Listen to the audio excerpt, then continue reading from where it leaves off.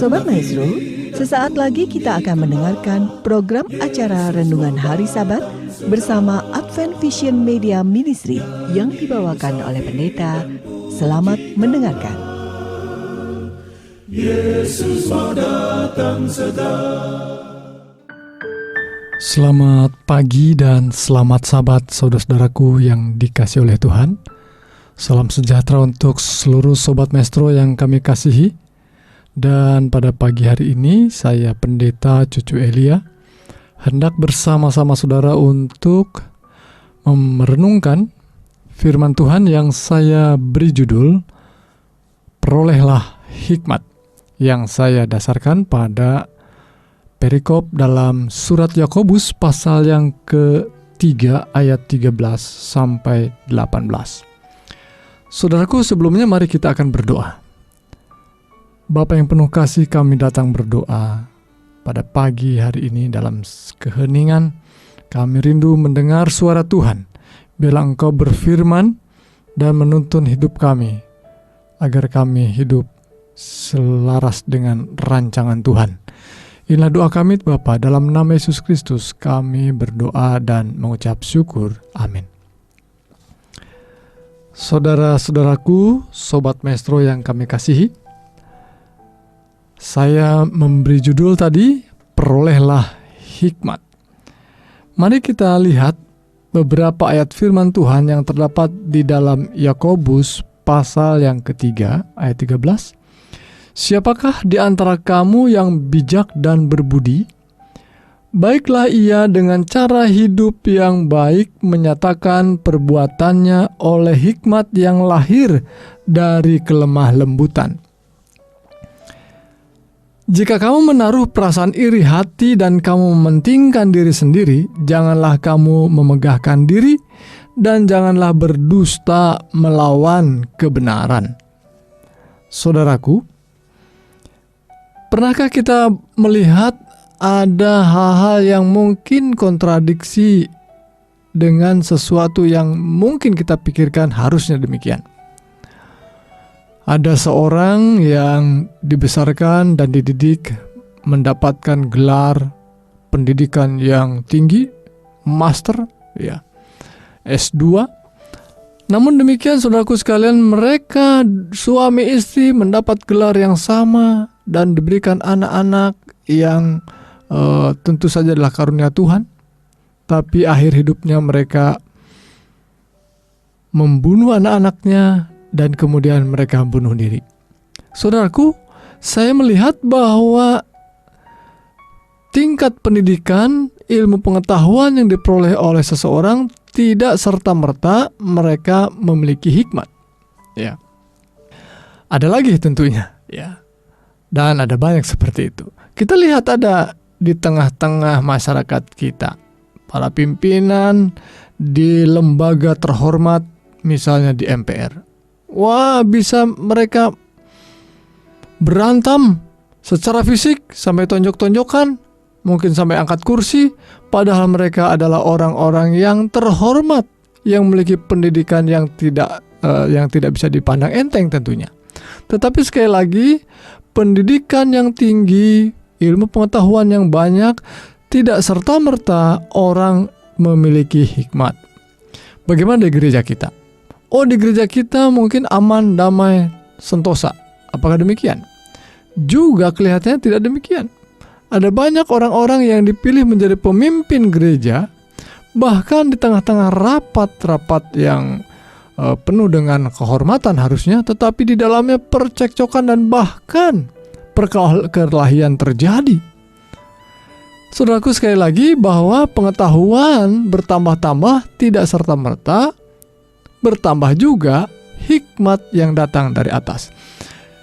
Demikianlah apa yang dikatakan oleh Yakobus pasal 3 ayat 13 tadi. Siapakah di antara kamu yang bijak dan berbudi? Ya. Dan tentu pertanyaan ini adalah pertanyaan yang retorika, ya. Sesungguhnya hampir mungkin tidak ditemukan, ya.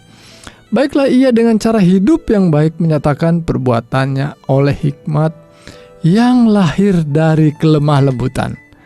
Kata kelemah lembutan yang dalam bahasa Inggris meekness, dan kata atau asal kata, akar kata kelemah lembutan yang mungkin dalam bahasa Indonesia lebih terdengar lemah ya, karena dua kata disambungkan, lemah dan lembut.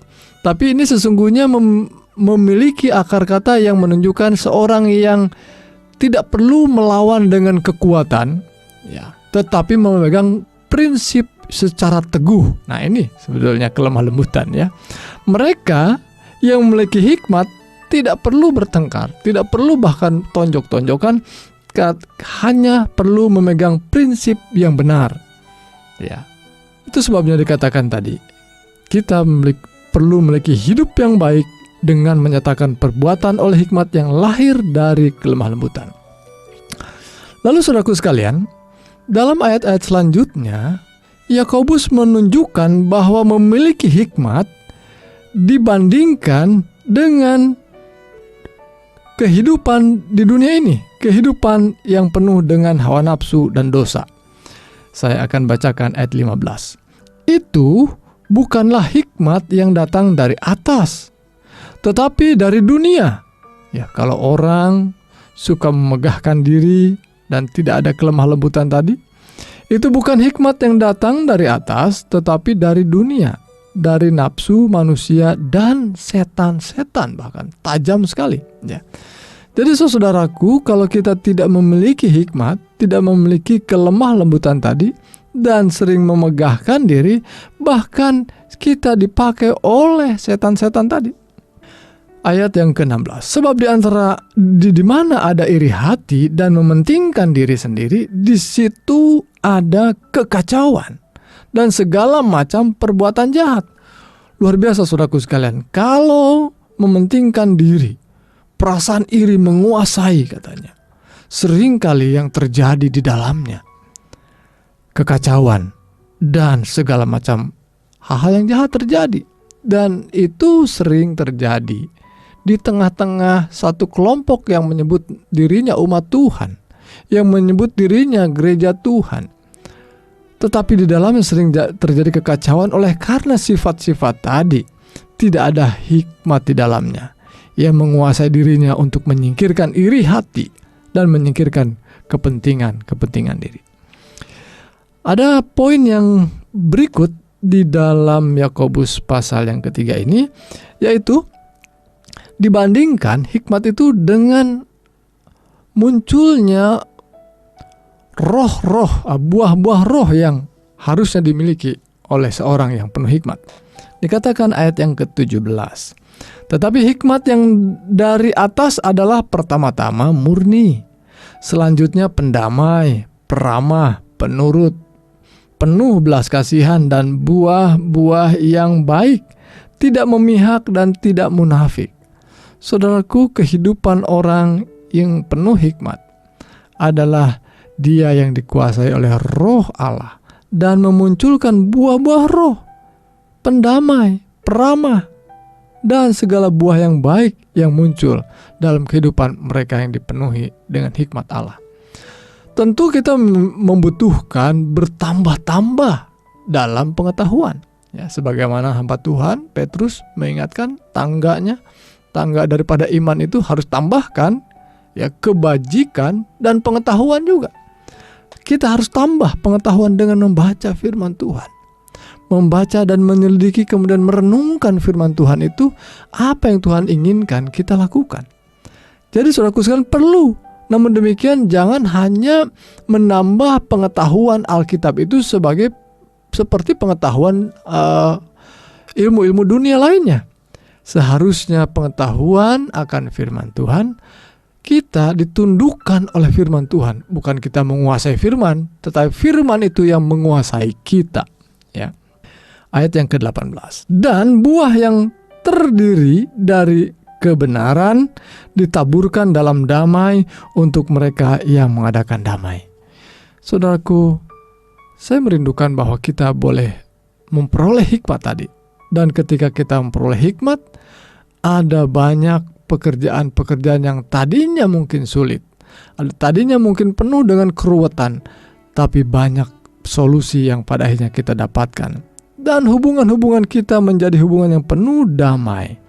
Dan itulah yang kita harapkan tentunya. Kita mungkin di tengah-tengah masyarakat yang tidak suka dengan kita, membenci kita dengan penuh curiga, tetapi bila mana kita memiliki hikmat, kita akan beroleh damai dengan setiap orang. Lalu saudaraku sekalian, ayat-ayat yang baru saja kita baca, satu perikop ini sudah kita dapatkan. Saya anggap sudah selesai ayat-ayat ini. Kita baca satu perikop tentang hikmat yang datang dari atas. Nah saudaraku sekalian, memang berbicara tentang hikmat, saudara mungkin tidak pernah akan melupakan cerita orang yang berhikmat dalam Alkitab. Maksudnya dalam cerita-cerita perjanjian lama. Siapa yang kita kenal dalam Alkitab, tokoh itu dianggap sebagai orang yang paling bijaksana. Ya, tentu saja Yesus barangkali. Tetapi kita melihat perjanjian lama, ada tokoh-tokoh yang dianggap penuh hikmat, dan bahkan bukunya disebut buku hikmat. Ya. Salah satunya adalah Salomo atau Raja Salomo, Raja Sulaiman. Begitu luar biasa, dia adalah seorang yang penuh dengan hikmat.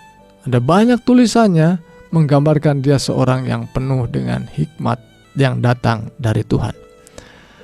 Dan tentu bukan datang sekonyong-konyong, saudaraku sekalian. Dia adalah seorang yang mau belajar dari firman Tuhan, dari penasehat-penasehatnya, bagaimana ia menjadi seorang yang berhikmat. Dan mungkin ada satu petunjuk cerita dalam Alkitab bagaimana ia dapat menyelesaikan satu perkara yang rumit. Ya, satu perkara yang diketengahkan dalam cerita Alkitab, dia dihadapkan kepada dua orang yang tidak dikenal.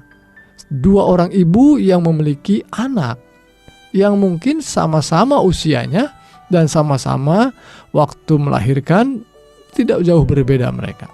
Dan ketika mereka asuh di dalam pangkuan mereka, salah satu anaknya meninggal. Salah satu anak dari satu ibu ini meninggal, dan kemudian secara diam-diam ibu yang anaknya meninggal ini, dia mengambil anak yang masih hidup, yang kebetulan ibunya sedang tidur, dan dianggap itu anaknya. Mungkin cerita ini tidak diketahui, tentu saja sangat tidak diketahui maksud saya, oleh Salomo. Dan ketika dihadapkan ke pengadilan di mana hakimnya adalah Raja Sulaiman, tentu saja barangkali zaman sekarang bisa saja dengan menggunakan teknologi yang canggih untuk menentukan gen anak itu yang sama dengan ibunya. Ada banyak cara teknologi yang saat ini kita bisa lakukan. Namun pada saat itu tidak ada lab yang bisa melakukan hal itu.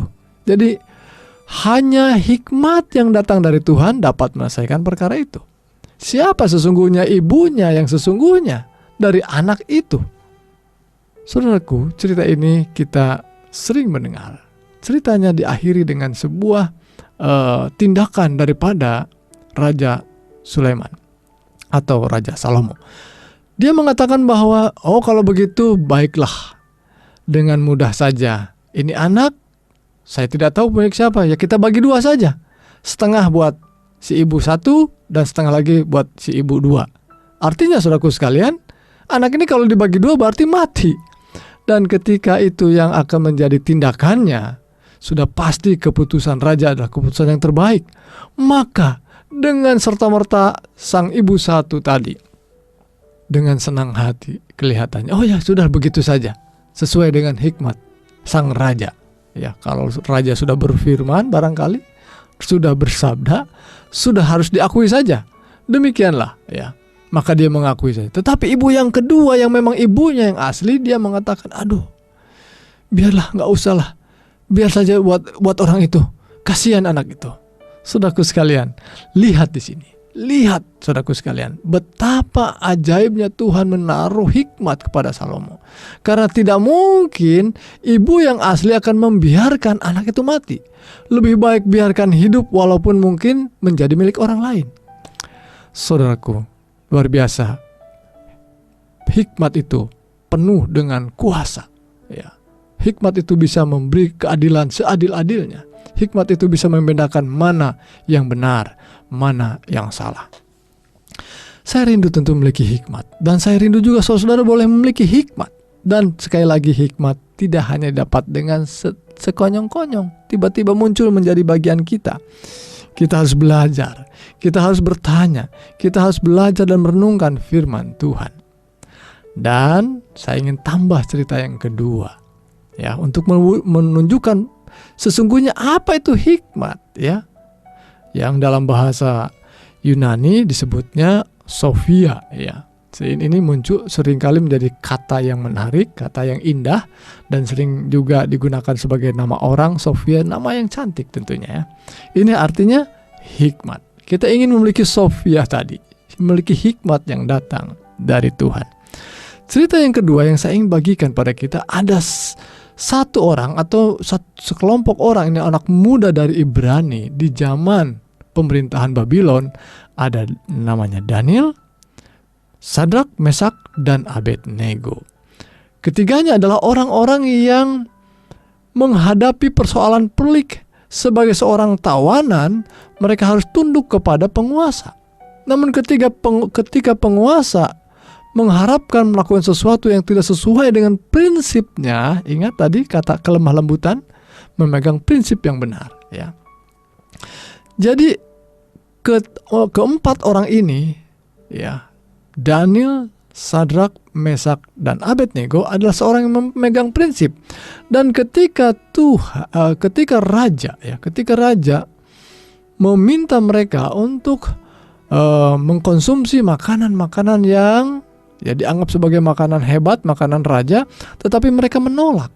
Dan hasilnya, ya, mereka ketika meminta sesuatu yang lebih baik, hanya sayuran dalam bahasa Alkitabnya, bahwa pada akhirnya mereka jauh lebih baik, jauh lebih sehat, dan jauh lebih berhikmat.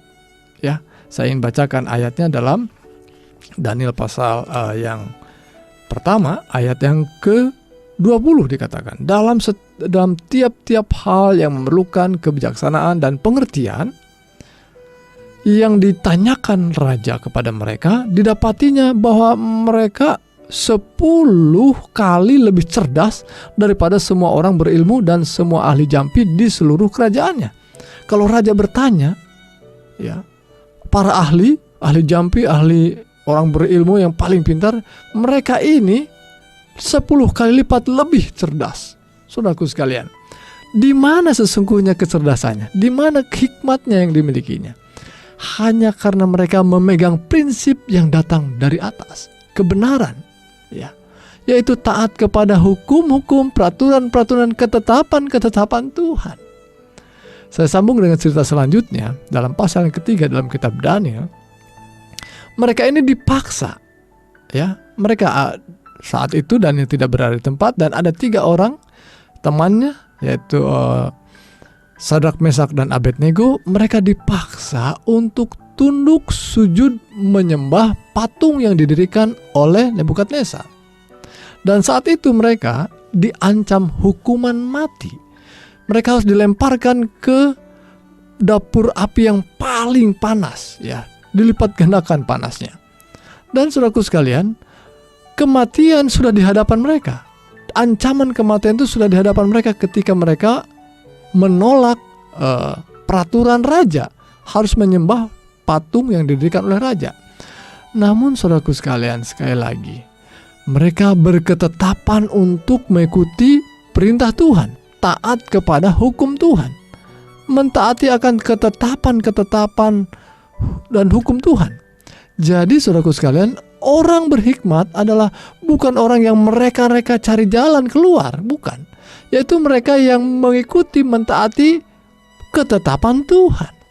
Sesuatu yang sesungguhnya mudah sekali, tetapi seringkali dibuat susah oleh orang yang tidak mau taat kepada Tuhan. Saudara yang dikasihi oleh Tuhan, maka berbicara tentang hikmat, Yakobus pasal 3, saudara dan saya tidak boleh melupakan 2 cerita tadi, yaitu cerita dalam kitab Daniel dan cerita tentang Raja Salomo. Karena kedua pribadi tadi atau kedua cerita ini mengandung unsur bagaimana kita memiliki hikmat yang sesungguhnya yang datang dari Tuhan, bukan mengarang-arang apa itu hikmat, ya. Seolah-olah hikmat itu kalau tidak ada jalan, kita harus mencari jalan apa. dan kemudian kita mereka-reka. Tidak. Sesungguhnya Tuhan tidak mengharapkan kita mereka-mereka karangan tertentu.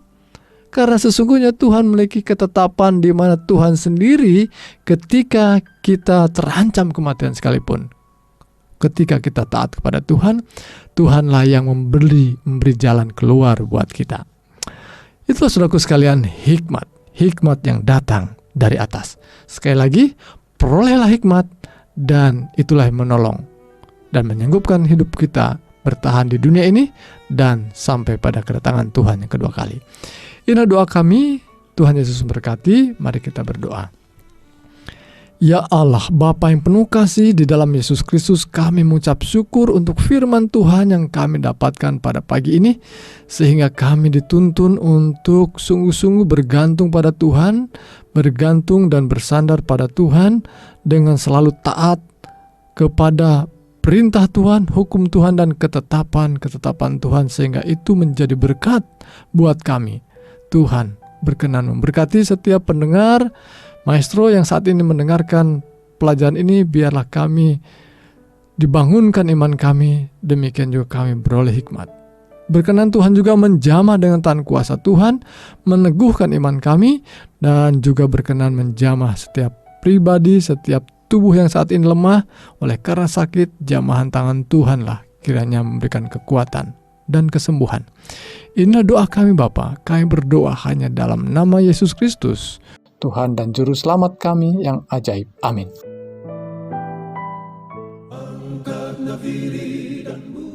Sobat Maestro, Anda telah mendengarkan program acara Renungan Hari Sabat bersama Advent Vision Media Ministry.